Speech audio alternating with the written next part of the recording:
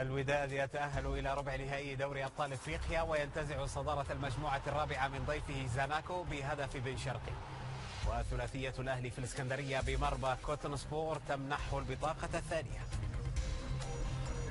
وحسم الوداد البيضاوي تأهله إلى ربع نهائي دوري أبطال إفريقيا بفوزه على ضيفه زاناكو الزامبي بهدف دون مقابل ضمن منافسات الجولة السادسة والأخيرة عن المجموعة الرابعة.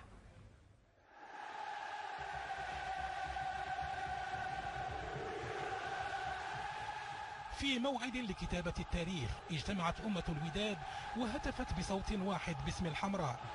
اللاعبون تعاهدوا للدفاع عن كبرياء الوداد، والتخوف سيطر على المدرب الحسين عموتة قبل صافرة البداية. لاعب الوداد حاولوا الاستجابة مبكرا لنداء الأنصار، لكن محاولات إسماعيل الحداد ومحمد أناجم لم تجد طريقها نحو مرمى الحارس الزامبي نصاباتا.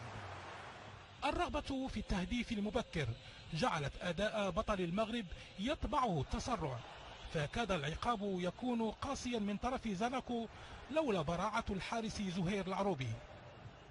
رغم استعصاء التهديف على لاعب الوداد في الشوط الأول، ظل عموتة مؤمنا بتشكيلته في المشهد الثاني، فكانت البداية بهجمات متتالية على مرمى نصاباتا عن طريق أشرف بن شرقي ووليد الكارتي، فارتبك مدافع زاناكو وكثرت تدخلاتهم القوية، دفع ثمنها بوينبا بطرده عند الدقيقة 58.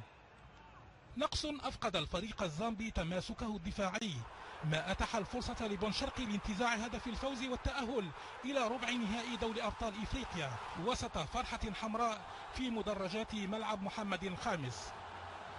وبهذا التأهل أكد الوداد تحديه لكل المعاناة، رافعا شعار البحث عن لقب قاري طال انتظاره.